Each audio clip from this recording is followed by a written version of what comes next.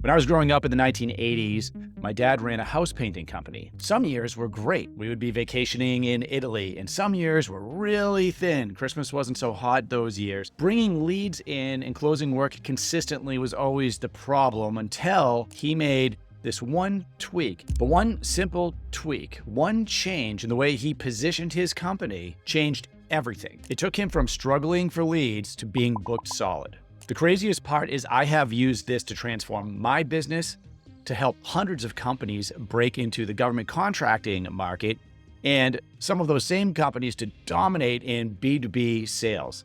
This works in any industry, no matter who you're selling to, and it's going to work for you too. If you ever felt like your business is getting lost in the noise, if you're consistently competing on price, or if your messaging basically says that you do everything for everyone, then you need to hear this. Because today I'm breaking down how a simple niche strategy can explode your business. Whether you're selling to the government, business to business, or direct to consumer, this is going to work for you. My name's Rick Howard. I'm a former government procurement officer. I've managed over $82 billion in contracts for the Department of Defense. And then I went on to start my consulting business in a training academy called Gov Close, where we've trained hundreds of companies and students to become consultants, to sell to the government, to sell B2B.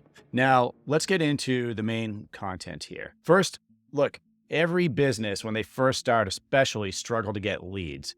Some businesses never really figure out how to consistently bring those leads in. Sometimes leads are up, sometimes they're down. They tell me all the time they feel like they're just throwing stuff against the wall and seeing what sticks. But niching down, and this is what my dad's company did, may not seem the obvious choice to you, but this can really transform your business. So we're going to talk about how a niching down strategy is going to help you. And then finally, I'm going to give you 3 steps that you can follow to do this for your business, just like my dad did, like I've done with my business, like hundreds of others have done, selling to the government, selling B2B. So I still remember my dad cold calling at night when I was a kid, coming up with ads to put in the newspaper to attract business for the painting company that he was running. Now, at one point, he had an epiphany, and I ended up working for him as well. So I'm very familiar with how he ran his business.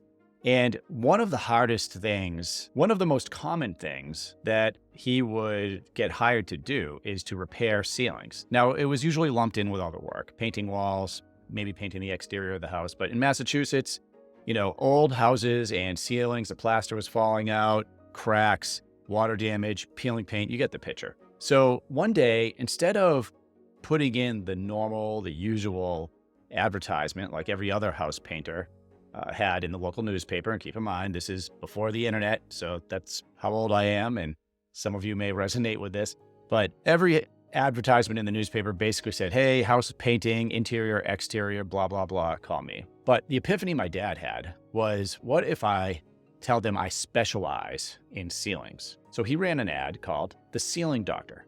It was the only ad that said anything like The Ceiling Doctor, The Ceiling Anything in the paper. Frankly, it was the only one that was really specialized. So when he ran this ad, The Ceiling Doctor, we fix and repair damaged ceilings, his phone blew up. He was getting hired to come in and take a look at all of these ceilings in the Boston area. Just another pro tip, he advertised in a paper that was only distributed in the wealthier towns. So he was targeting houses, more expensive houses, people that had money. You might want to remember that for later in this video. Now, he would get called in to look at these ceilings, but while he was there, they would ask, hey, do you also do interior work? Do you also do exterior work? So not only was he getting hired to do ceilings, which he could charge more for because he was now the ceiling doctor, right? So everyone wanted to hire the doctor. They didn't just want some painting company that does everything. They wanted the guy.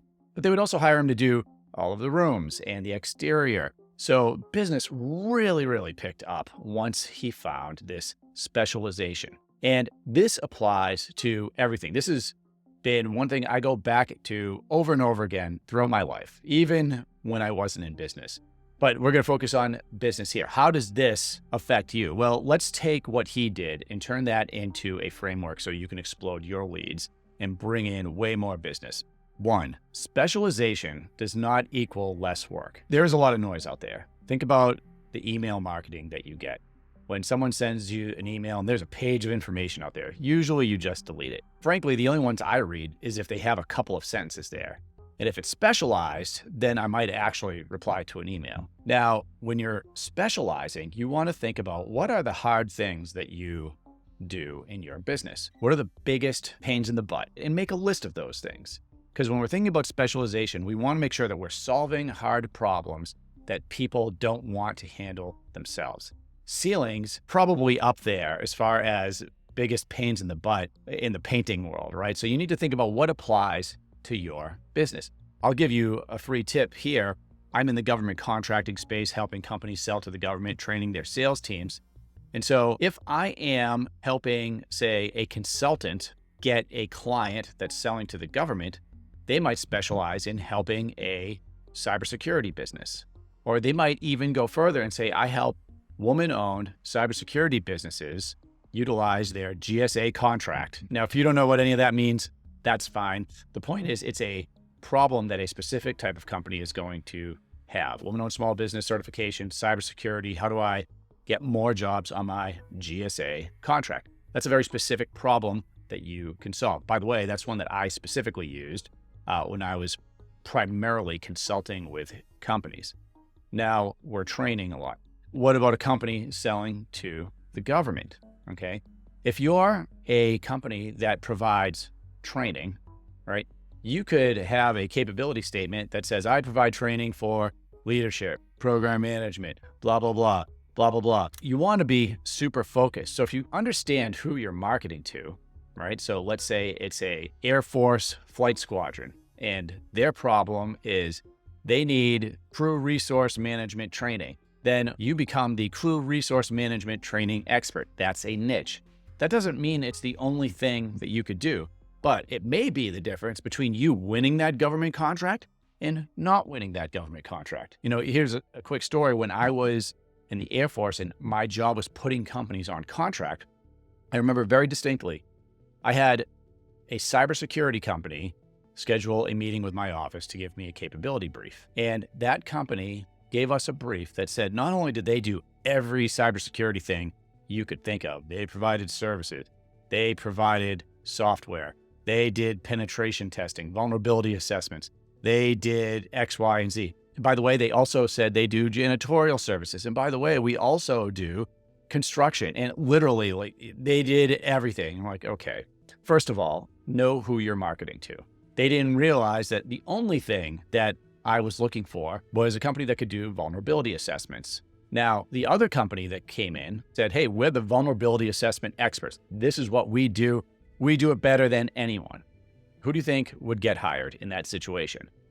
I'm not hiring a cybersecurity company that says, oh, we also do janitorial services. That's a company that doesn't specialize and just is in it to make money, not to actually provide value. At least that is the impression that I had.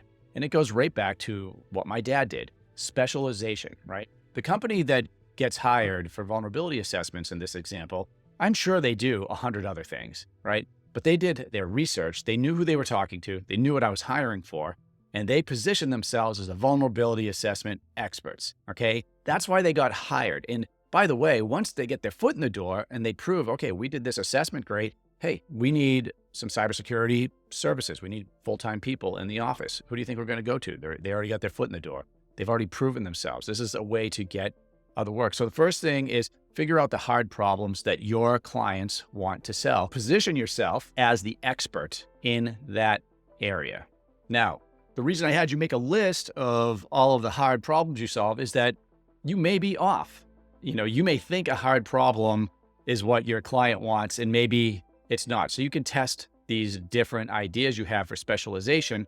And if one doesn't work, move on to the next one, or ask your clients, hey, what are the hard things that you want solved? Where would you be looking for some company to specialize? Like, I've done hundreds and hundreds and hundreds of consultations and sales calls, and I ask those questions and I write down the answers. So I know I'm intimately familiar with what a company selling to the government's pain points are. What are they actually looking for, and what do they not really care about so much? So just to repeat, first thing, you want to make a list of the problems, the hard problems that your company or you personally can solve, that you think your clients want solved. Number two is you are going to test these out. You're going to test them out in marketing campaigns, email campaigns, advertisements. You want to test them out on a smaller scale to see if they're resonating. And once you find something that's resonating, like when my dad put that ad in and the phone started ringing off the hook, well, then he pushed the gas pedal down, and that's what you need to do. And that's number three. Number three is when you find something that works, go. Like, experimentation time is over. You might tweak the concept a little bit, but now it's time to, put more money into advertising, to send more emails, to really put that messaging out there that's working. Because once you find something that resonates with your clients and can drive funding for your business, that is really special, and you don't want to lose that. So, grab a hold of it, tweak it, make it better. It's a process. I am really excited about that process. I love doing this type of work. Look, I started off, government contracting was my specialty, right? And it ended up through training sales teams, through trial and error, that training people that wanted to get into government contracting, and sales teams that were working for companies, and people that wanted to start a consulting company and just understand government contracting, that training piece, teaching people how to utilize this skill set, learn and utilize the government contracting skill set, and build a business off of that and build revenue and multiple streams of income. That became my niche. And that's really niche down, right? So your niche may transform over the years like it has for me. Hopefully this really worked for you. Head on over to govclose.com if you want to check out what we're doing and how I've niched down, and I'll see you on the next video. Cheers.